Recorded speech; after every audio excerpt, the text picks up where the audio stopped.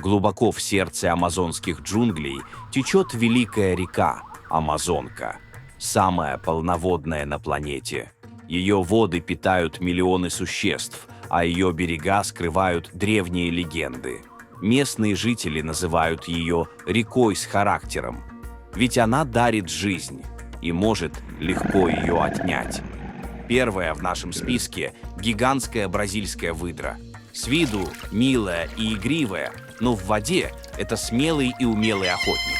Выдры охотятся стаей, слаженно, как настоящие бойцы спецназа. Гигантские выдры могут вырастать до 2 метров в длину. Их громкий крик слышен за сотни метров, и именно за это их прозвали речными волками Амазонки. Гигантские выдры живут группами до 20 особей. Обычно это родители и несколько поколений потомства. Они вместе охотятся, воспитывают детенышей и защищают территорию, помечая ее секретом анальных желез. Их добыча – рыбы, крабы. Они способны убивать даже кайманов и пираний. Группа выдр окружает добычу, оглушает ее ударами хвоста, а затем разрывает на части. Иногда делят обязанности. Одни отвлекают хищника, другие атакуют сзади. Некоторые индейские племена Амазонки верят, что гигантские выдры – это воплощение духов воды. Считается, что они наказывают тех, кто загрязняет реки или ловит рыбу без разрешения. Если встретите гигантскую выдру в дикой природе, держите дистанцию. Несмотря на милый вид, эти звери бесстрашны и могут атаковать даже лодки, защищая потомство. Но даже такая ловкая охотница, как гигантская выдра, не всегда чувствует себя в безопасности. В густых зарослях, где вода кажется темной и неподвижной, прячется другой, куда более зловещий охотник. Его почти невозможно заметить. Он сливается с природой, затаившись в ожидании.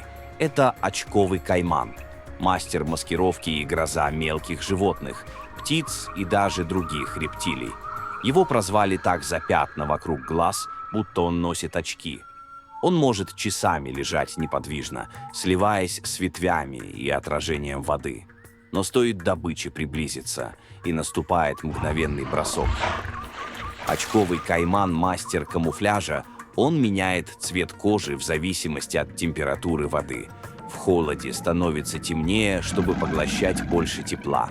Это помогает регулировать температуру тела. В легендах и мифах индейцы верят, что очковые кайманы охраняют золото и драгоценности, утонувшие в реках во времена колонизации. Якобы они собирают блестящие предметы и складывают их в подводных пещерах. В фольклоре есть истории о колдунах, превращающихся в кайманов, чтобы мстить врагам. Считалось, что такой кайман будет преследовать жертву до тех пор, пока не утащит ее на дно. Несмотря на агрессивную репутацию, очковые кайманы редко нападают на людей первыми.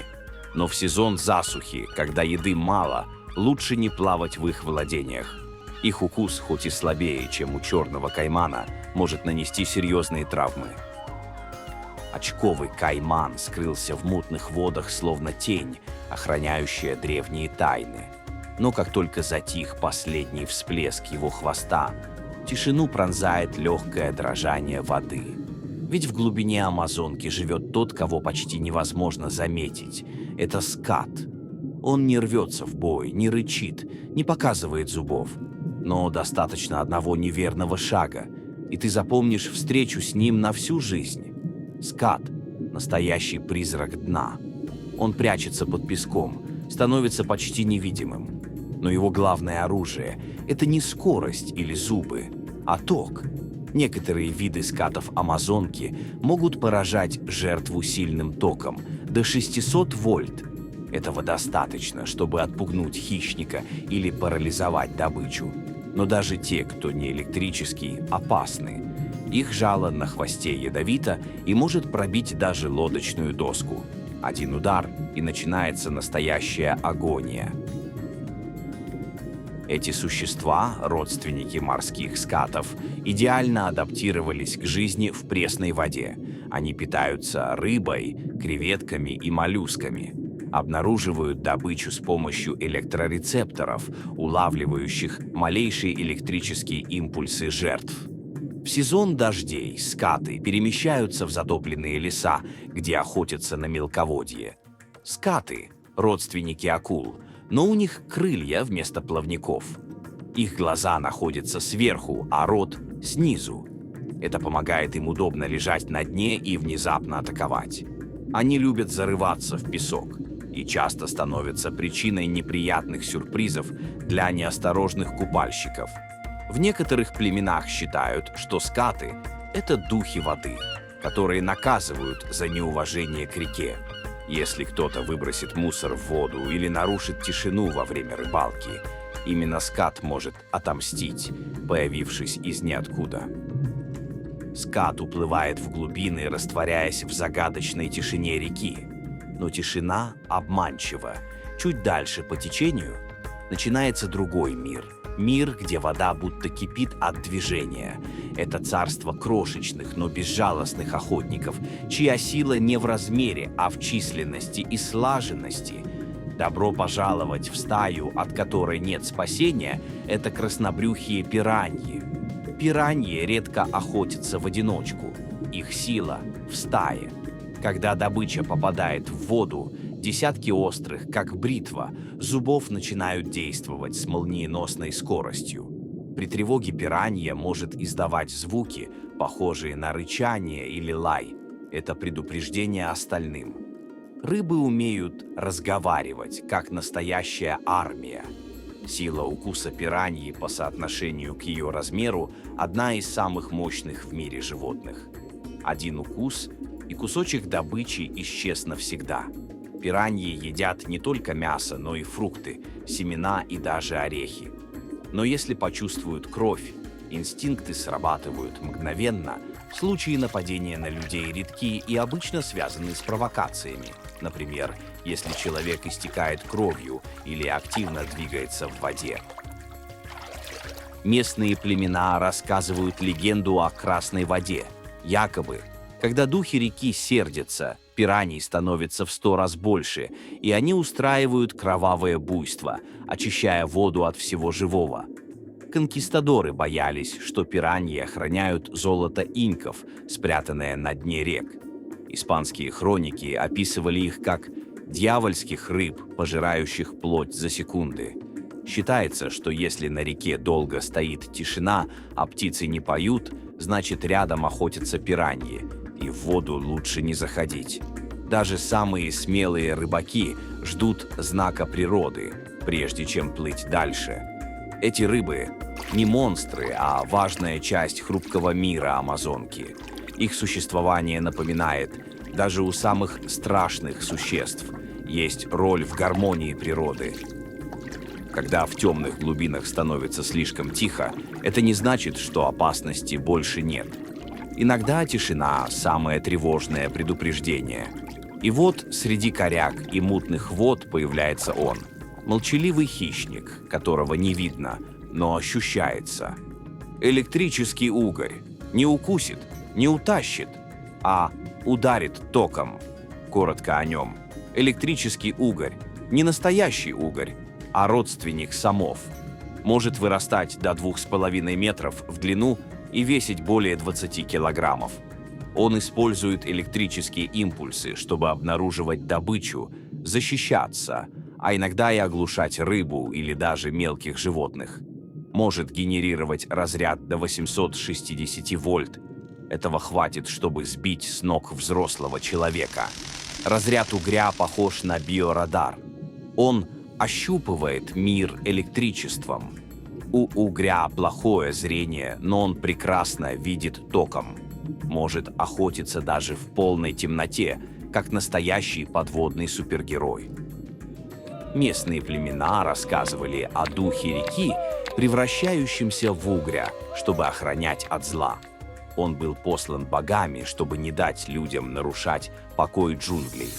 Когда дух сердился, вода вокруг начинала искриться, и разряд поражал любого, кто не уважал природу. Испанцы называли его рыбой-дьяволом. Ходили слухи, что угри специально атакуют лошадей, переходящих реки, чтобы утопить всадников. Старейшины верили, что если угорь ударит человека без причины, это знак. Рядом таится опасность, и нужно срочно покинуть это место.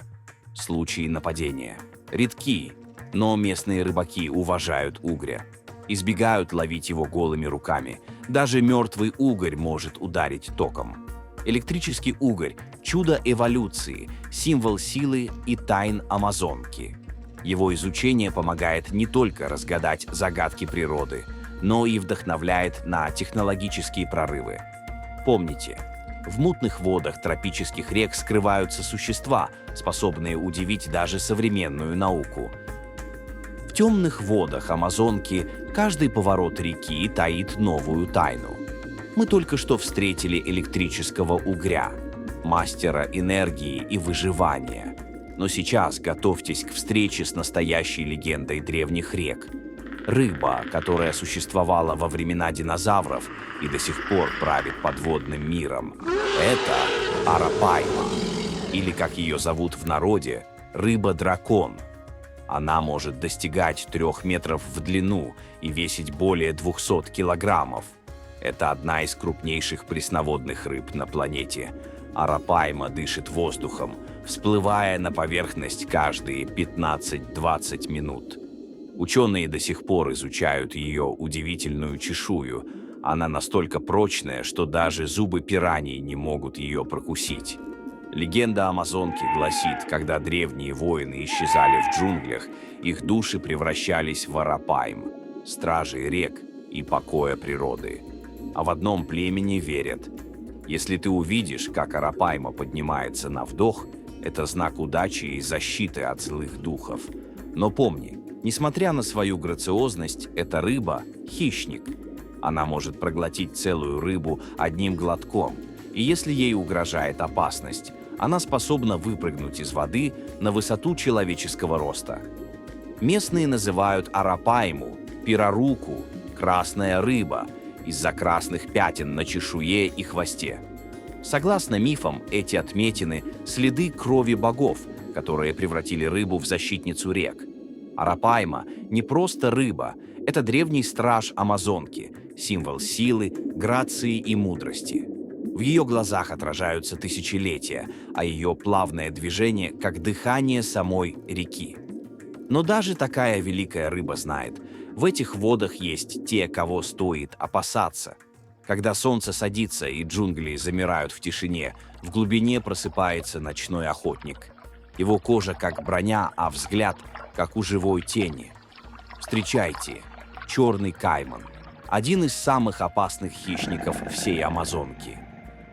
Это не просто хищник, это владыка ночи Амазонки. Черный кайман может вырастать до 5-6 метров в длину и весить более полутонны. Его кожа словно обожженное дерево, темная, почти черная, идеально сливающаяся с мутной водой. Он замирает на поверхности, будто бревно, а затем вжух, и добыча исчезает в его челюстях. Это крупнейший представитель семейства аллигаторов. Он не боится даже ягуаров и крупных змей. Напротив, сам может ими питаться. Черный кайман охотится преимущественно ночью. Видит в темноте гораздо лучше, чем большинство животных в джунглях. Добычей становятся рыбы, змеи, капибары, а иногда даже ягуары и анаконды. Живет до 80 лет, как настоящий старейшина реки. Укус черного каймана – один из самых мощных среди животных. Он легко дробит панцири черепах и кости крупных млекопитающих. Более 70 зубов захлопываются с силой, способной сломать череп тапира. Этот вид существует более 65 миллионов лет и пережил массовое вымирание, погубившее динозавров. Его предки достигали 12 метров в длину. Самка строит гнездо из грязи и листьев, охраняет яйца и переносит вылупившихся детенышей в воду во рту. Молодняк остается с матерью до 2 лет. Местные индейцы верят, что, глядя в гладкую воду, можно увидеть лицо черного каймана. И если он посмотрит в ответ, это предзнаменование. Кто не проявит уважения к реке, исчезнет без следа. Одна из древних легенд гласит, когда колонизаторы убили мудрого шамана, он поклялся вернуться в виде огромного каймана и охранять свои земли. С тех пор по ночам его дух бродит по реке, наказывая жадных пришельцев. Местные жители говорят, если черный кайман укусил, не спасет и магия. Его челюсти сдавливают силой более 2 тонн и почти никогда не отпускают. Когда ночь над рекой становится тише, и даже черный кайман замирает в тени, в джунгли выходит охотник, которому не нужна вода. Он идет по земле, бесшумный, как тень. Его шаги не слышны, а взгляд проникает в самую душу. Это не просто хищник, это дух джунглей, одинокий охотник, король среди деревьев и троп, ягуар. Ягуар обладает самым мощным укусом среди кошачьих. Он пробивает череп жертвы, кайманов, тапиров или ломает позвоночник, атакуя со спины. Его сила сравнима с укусом медведя-гризли, мастер одиночной охоты. Он нападает из засады, с одного прыжка, без шанса на побег. В отличие от других больших кошек, ягуар обожает воду. Он отлично плавает, охотясь на черепах, анаконд, и даже может напасть на каймана или рыбу. Ягуар умеет рычать, как лев. Его рев слышен за 3 километра и часто напоминает звук пилы. Это способ метить территорию. Его уникальный окрас – черные пятна на желтом фоне не только красивы, но и маскируют в зарослях. Ягуар – территориальный боец. Он защищает свою территорию яростно и до конца. Индейцы считают, что ягуар был создан солнцем, чтобы защищать лес от тьмы. Его пятна – это отпечатки огня.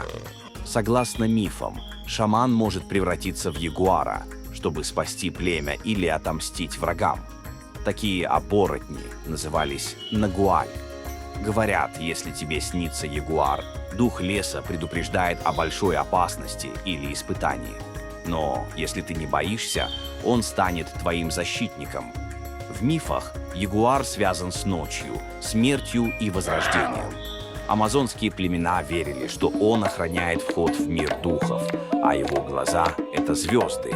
За последние 100 лет ареал ягуара сократился на 50% из-за вырубки лесов и браконьерства. Сегодня он охраняется, но незаконная охота ради шкур и клыков продолжается. Когда солнце исчезает за вершинами деревьев и джунгли погружаются в сумерки, вслед за ягуаром уходит и наше путешествие. Мы заглянули в мир, где хищники не только опасны, они величественны, загадочны и удивительны. Каждый из них не просто зверь. Это дух амазонки. И пусть их крики затихают в гуще леса, их истории продолжают жить. В кадрах, в памяти, в нашем сердце. Сохраним этот мир, чтобы не рассказывать сказки, а показывать правду. Настоящую, волшебную, живую.